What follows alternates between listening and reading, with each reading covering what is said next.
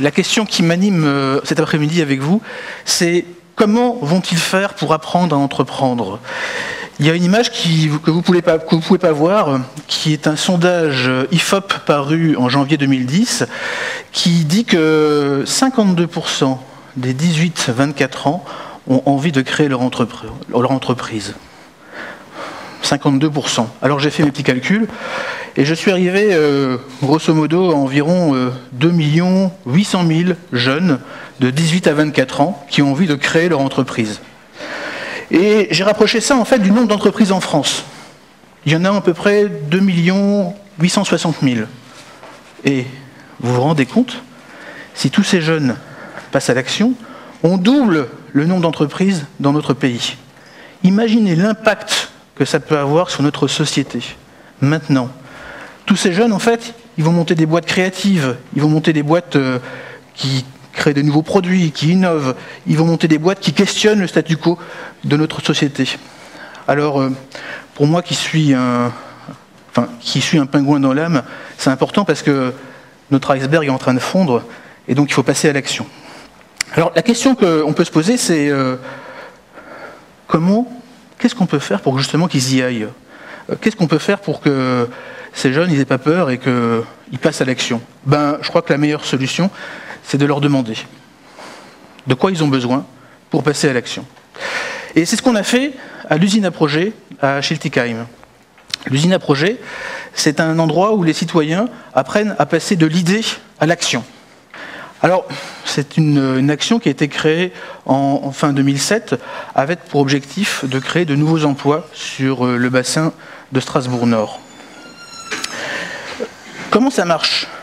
Eh bien, les participants sont invités à un café à projet avec ce genre de communication. Co-créer, imaginer, apprendre, rencontrer. Et depuis 2007, environ tous les ans, il y a 150 personnes qui participent à ces cafés à projet. Et dans ce café à projet, j'y suis toujours pas. Ok.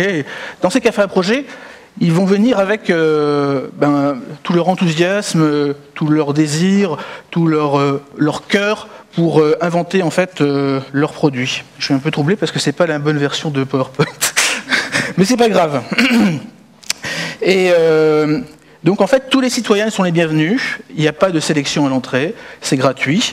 Et l'objectif du café à projet, c'est de leur faire vivre 4 heures de transformation. Pendant 4 heures, ils vont apprendre à se parler les uns avec les autres, avec respect. Ils vont se raconter leurs histoires d'individus. Ensuite, ils vont se raconter leurs histoires de projets, leurs rêves. Parfois, il y en a qui viennent avec simplement une intention. Ce n'est pas encore un projet. Parfois, il y en a qui viennent aussi avec une petite entreprise déjà créée. Au bout de 3 heures, ils sont dans une bonne énergie parce qu'ils ont commencé à apprendre les uns des autres. Et là, je peux leur poser une question qui est vraiment importante pour ce qui nous intéresse, c'est de quoi avez-vous besoin pour réussir ? Alors, on leur distribue des post-it, et sur les post-it, en fait, ils écrivent ce dont ils ont besoin. Tous les besoins sont bienvenus, les besoins émotionnels, les besoins factuels, les besoins concrets, et on trie ces besoins les uns avec les autres, et ça a cette forme-là, et c'est bien... pas la bonne version de PowerPoint, le tableau est le plus joli, mais c'est pas grave, l'important c'est d'avoir l'information. Et si on regarde, en fait, on peut classer les besoins par grandes familles, et il y a 3 grandes familles qui sont vraiment en permanence présentes depuis maintenant 2 ans et demi. C'est les 3 premières à gauche, donc d'abord le besoin de travailler en équipe et de construire un réseau. C'est permanent chez tous les entrepreneurs que nous rencontrons. Ensuite, le besoin de confiance. Ces gens, ils ont besoin en fait de courage, ils ont besoin de vision personnelle, ils ont besoin de se développer eux-mêmes pour avoir la capacité de prendre des risques et d'avancer. Et ils ont besoin aussi, de passer à l'action et de rencontrer des potentiels clients. Après, on retrouve en fait les besoins classiques, les besoins de formation, d'information, de ressources pour réussir. Mais c'est ces 3 besoins qui sont présents en permanence, et ce tableau a été bâti sur 1 année de café à projet, et à peu près depuis 2 ans et demi, on est sur la même approche. Chez les jeunes, on retrouve les mêmes besoins. On a fait des cafés à projet uniquement sur des jeunes de 18 à 25 ans, sauf que eh bien les courbes, enfin les tableaux, les colonnes sont plus lissées. Les besoins sont à peu près équivalents d'une zone à l'autre. Alors, à l'usine à projet, ça se passe comme ça. Regardez comme ils ont l'air heureux. Alors, les gens arrivent avec, au début, ils arrivent avec ce qu'ils ont dans le cœur. Parce que pour passer à l'action, en fait, tout part de l'individu. C'est pour ça qu'il y a ce petit cœur. Ils arrivent avec une certaine expérience, parfois la compétence d'un métier, et ils arrivent avec une idée, mais parfois rien du tout. Et ils se posent plein de questions. Et pendant le café à projet, ils vont découvrir qu'ils peuvent établir une relation constructive avec d'autres gens qu'ils ne connaissaient pas 10 minutes avant. Et on utilise pour ça une ressource qui s'appelle le dialogue. Et dans le dialogue, il y a un outil qui est simple, c'est la suspension du jugement. Et oui, si tout d'un coup j'ai une idée en fait décapante, et que Salah me dit « écoute Pascal, non ça suffit, pas cette idée », Pascal il va rentrer dans son coin et il va plus sortir d'idées pendant quelques jours. La suspension du jugement permet d'explorer nos idées, elle permet en fait de parler de nos erreurs et donc d'apprendre de nos erreurs. Alors après un café à projet, les gens sont pleins d'énergie, ils sont vraiment contents parce qu'ils ont rencontré en 3 heures ou en 4 heures 15 nouvelles personnes dont ils se sentent proches. Ils ont appris des choses en fait de ces personnes, c'est des petits carrés en fait qui montrent, c'est des connaissances nouvelles, des apprentissages nouveaux. Et tout d'un coup, la grande image de leur projet commence peu à peu à se dessiner.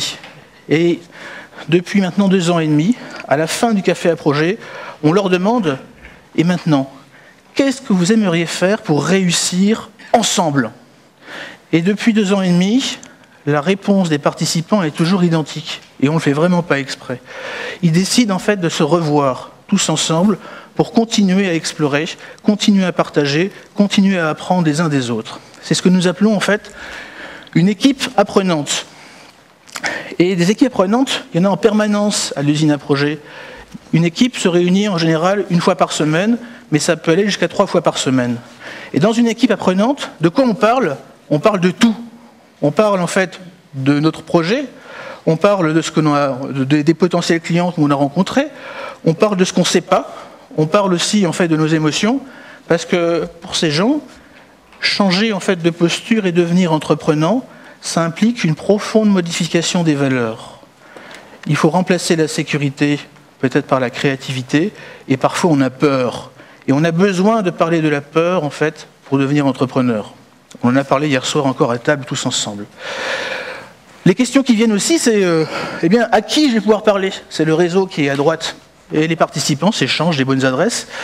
Quelle est la bonne décision ? À un moment donné, il faut en prendre une, il faut tester. Si ça ne marche pas, on recommence. Et dans l'équipe apprenante, le désir, la confiance grandit. Et au bout, en fait, de 3, 4, 5 sessions, on voit les participants décider de partir dans le monde.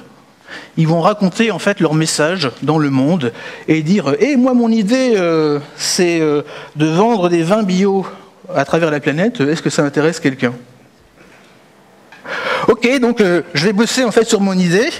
À un moment donné, il y a le petit personnage à chapeau qui dit « oh ouais, ça m'intéresse !»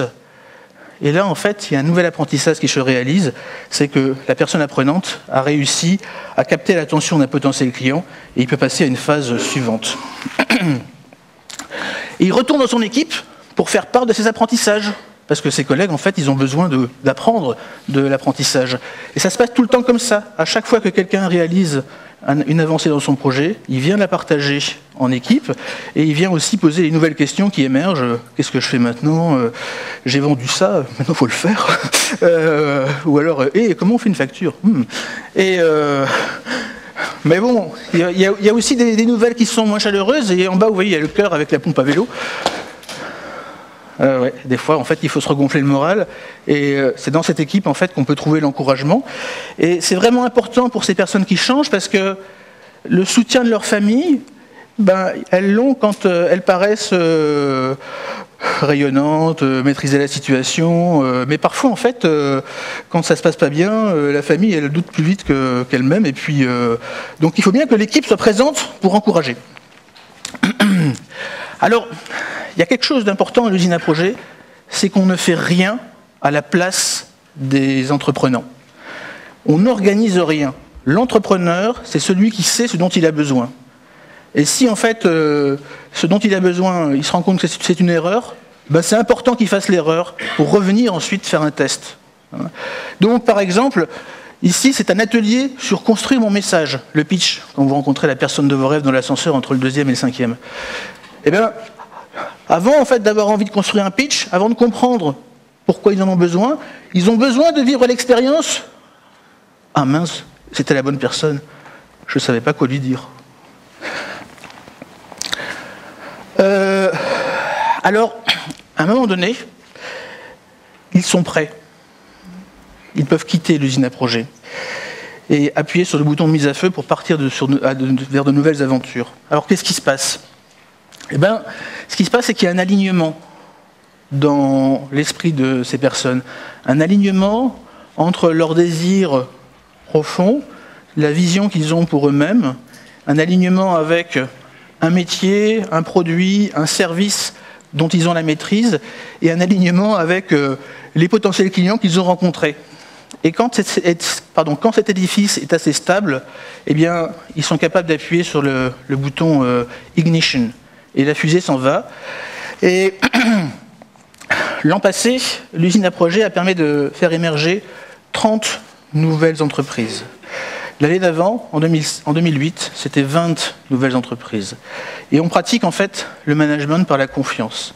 Mon job dans l'usine à projet, c'est d'encourager les gens. Ouais, vas-y, bravo, c'est de les questionner. Mais qu'est-ce que tu as appris? Pourquoi est-ce que c'est important maintenant? Pourquoi est-ce que tu n'as pas été voir cette personne? Mon rôle, en fait, c'est de les accueillir en permanence pour qu'ils puissent apprendre les uns des autres. Ce tableau-là représente la tension créatrice. La tension créatrice, c'est que nous avons tous, en fait, en général, une bonne perception de notre réalité.